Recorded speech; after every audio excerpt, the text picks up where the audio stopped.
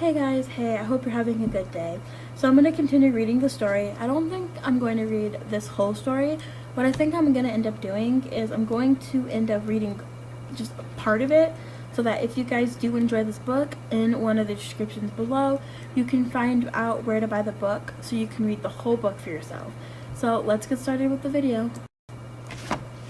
When I first met John Harry, he was a simple man, full of dreams. I loved to hear his sea stories and his plans for making something of himself. He wasn't just trying to impress me. He meant what he said. He is a respectable businessman now and a good provider. All he needed was some religion, and praise God, he finally got on board that train. But Henry lives at the store. Even after closing, he sometimes finds the need doing, or he's meeting with some highfalutin politic or such.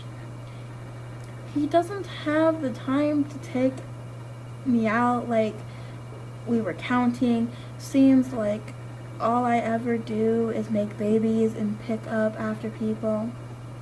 Mama warned me about marrying a light-skinned man with straight hair and ambition. Said people seem me as less than him because I'm not pretty. She sure was right about that. Most days I found myself feeling lonely. Thank the Lord for Lightfoot Soulman. The joy of my life. Henry accepts Lightfoot take over the store after he's gone, but I keep telling Henry the Lord has bigger plans for our son, much bigger plans. Louis is still just a boy, but we could school him to take over when Henry retires. He's a sharp one, sometimes too clever for his own good. He might not see that resemblance path if he wasn't so busy getting himself into trouble. Henry seems to expect me to straighten him out, but that's a father's job. I've spent many a sleepless night lying in bed thinking about Louis, trying to figure him out. I guess it must be hard living in the shadows of an older brother who was born of greatness. Stealing may just be his way of saying, look at me. I try, I do, but I'm tired, and sometimes I feel like the room I'm just in is getting smaller, so small I can barely breathe. When I get home today, I hear Ruthie crying like her world is ending. Nobody seems to be paying her any mind, so I go to Ruth's crib to check on her. I can tell she's been at it for a while. She's all red in her face and stinking like she messed herself. I try to make her stop bawling, but I can't.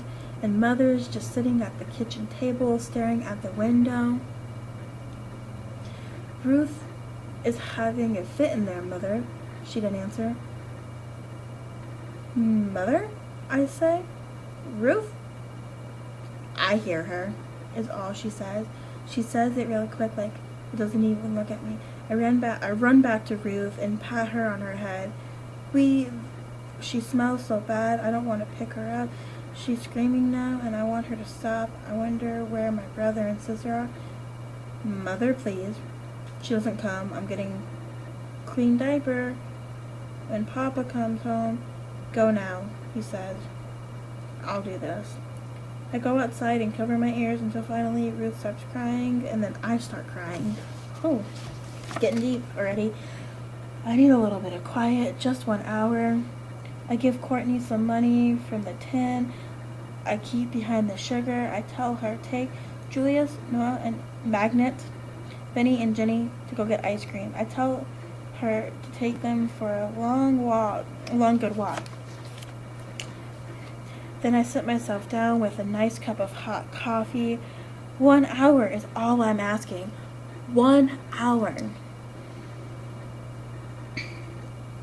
I get 15 minutes. 15 minutes before Ruth starts. I know I should go get her. Her diaper likely needs a changing, but I can't make myself move. I won't hurt Ruth to cry a little while. Too much holding will spoil a child. Thank God Louis gets home. Lord knows where that boy been or what he's been up to, but right now I'm just glad he's here. He can tend to Ruth. 1 hour is all I'm asking. When John Harry's come home, he touches my head with the tenderness I haven't felt in a long time. You need rest a while, he says, helping me to stand. Don't worry about supper. In my mind, I'm shouting, thank you, thank you, thank you, Henry, but I don't think I'm saying it out loud. I'm constantly on getting my feet to move. I'd be running if I could. Finally, I'm in bed. It feels good to lie down, so good. Henry touches my face, then leaves me. It's quiet, quiet. Thank the Lord for a little quiet. Well, guys, I think that's where I'm going to be ending reading this book of No Crystal Stairs.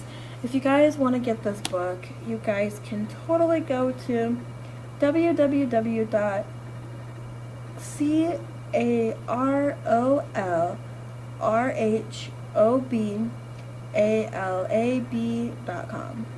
So again, it's carolrhobalab.com. I'll be putting that website in the description below if you want to get this book. I thought I'd give you guys a little sneak peek of this book. The next book I will be reading is either Glorious, which I have not read yet, or a Twilight book. So this is Luke's Little Space, aka Mama Twizzler, signing off.